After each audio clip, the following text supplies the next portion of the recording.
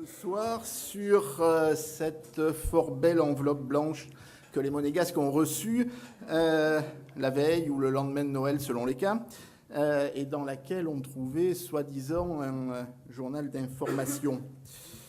Le projet, on y reviendra dans les prochaines réunions, mais évidemment, bon, si vous avez des questions sur les parties qu'on a abordées avec Jacques Ritt, institution, Conseil de l'Europe, nous sommes à votre disposition tout à l'heure. C'est important de faire tout de suite cette mise au point parce que nous entrons dans la dernière phase de la campagne, celle où normalement les tensions s'exacerbent.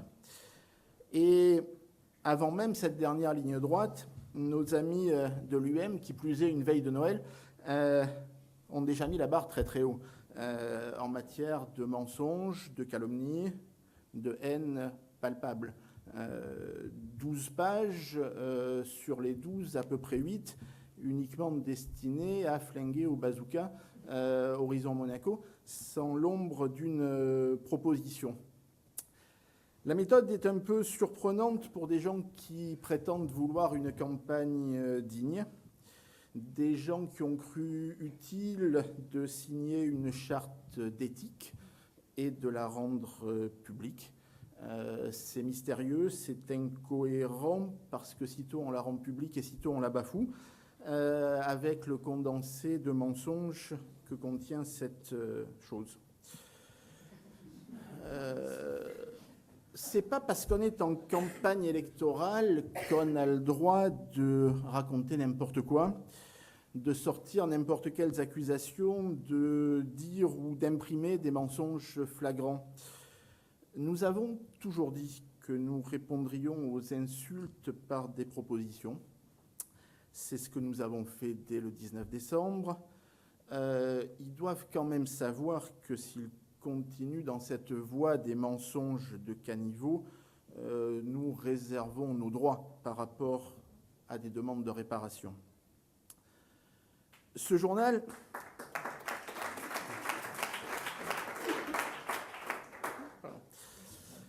Ce journal, il montre de manière très claire l'évolution de raisonnement et de fonctionnement de la majorité sortante.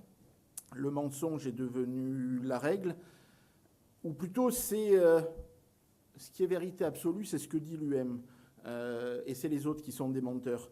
Alors on ne va pas refaire ensemble la lecture complète du journal, je reviens juste sur 2 ou 3 points très significatifs pour montrer à quel point ça dérive. Un mot sur l'horrible et indigne agression d'un élu de l'UDM. Comme pour tous les autres, Claude a fait tout le travail. Donc les monégasques ont compris maintenant ce qui s'est passé. Ceci dit, l'UM essaye encore d'en faire des tonnes avec cette affaire, cette accumulation de témoignages tout à fait outragés.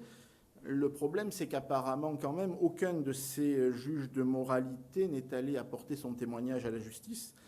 Ce qui est assez étrange, on peut penser qu'ils ont quelques doutes quand ils réfléchissent. Un mot aussi sur le Conseil de l'Europe, juste pour les remercier d'avoir mis noir sur blanc ce que nous avons toujours dit. Ils ont caché une information pendant 3 semaines. Ce n'est pas parce qu'on pouvait peut-être la trouver ailleurs qu'ils ne l'ont pas cachée. Ce n'est pas le rôle de représentant de Monaco à l'étranger, et qu'ils le veuillent ou non, allez voir Wikipédia, ça s'appelle de la haute trahison. Point.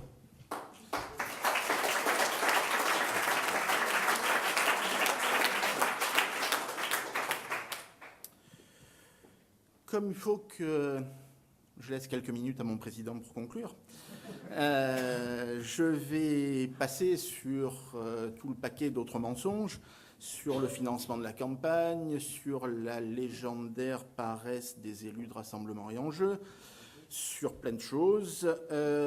Permettez quand même un dernier mot sur ce qui dépasse le mensonge, la double attaque personnelle et totalement calomnieuse contre Pierre Svara.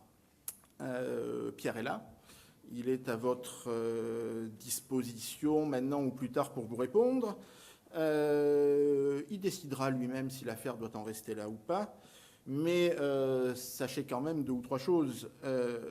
quand on lâche publiquement un chiffre comme rémunération annuelle de 200 000 euros, qui justifie tous les reniements pseudo des engagements de campagne, l'intention de nuire, elle est là. Toujours sur le même thème, je veux dire les riches, les nantis, les oisifs, les affairistes, ceux qui sont la liste Horizon Monaco et qui en plus se gavent lorsque la SBM va mal. Le problème, c'est que ce chiffre, ou même un chiffre supérieur, c'est celui des grandes années de la SBM. Depuis 2010, c'est entre 5 et 10 fois moins que Pierre Svara, comme tous les autres administrateurs, a touché. Quant à la pseudo-affaire magouille du local du quai Antoine Ier, bon, on ne va pas rentrer encore moins dans le détail fastidieux de la présentation des documents. Pierre peut tout expliquer, peut tout montrer. Toutes les allégations, insinuations sont honteusement fausses. Point. Pour le reste, c'est l'histoire d'un projet qui se monte, qui s'arrête. C'est le lot de ceux qui essayent de monter des projets. Et le problème, c'est que, regardez la composition de la liste UM, personne chez eux ne connaît ou ne comprend le monde de la finance et des affaires. C'est une terre inconnue sur laquelle ils développent tous les fantasmes, y compris les plus nauséabonds dans ce cas, lorsque l'incompréhension rejoint la malveillance.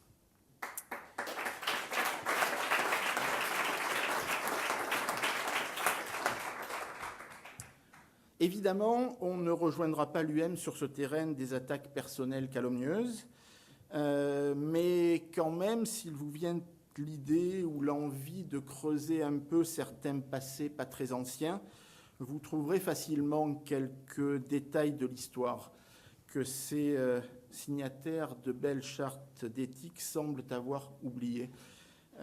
C'est vrai, le passé est le passé, mais ce n'est pas sur notre liste, c'est sur la leur qu'un certain nombre de candidats se sont permis des entorses à l'éthique, voire à la loi, alors qu'ils gardent leurs leçons pour eux, qu'ils essayent d'élever le débat s'ils en sont capables.